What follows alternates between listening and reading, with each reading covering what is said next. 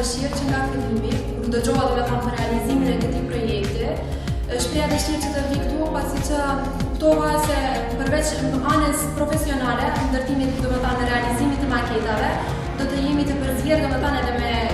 grupe të tjera etnike. Dhe kjo ishte një gjë pozitive, pasi që gjatë realizimit të maketës, ne jo vetëm që u njoftuam njëri me tjetrin, por filluam të dëgjojmë muzikë të njëjtë, të shoqërohemi dhe çka është më e mira, filluam të harrojmë paragjykimet, të mos kemi paragjykime, të shoqërohemi.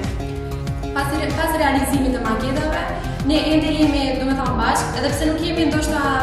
çdo ditë në projekt, por edhe jashtë shkollës ne jemi, shkëmbejmë ideja dhe gjëja pozitive është se nuk kemi më paragjykime. Paragjykimet janë humbur mes nesh.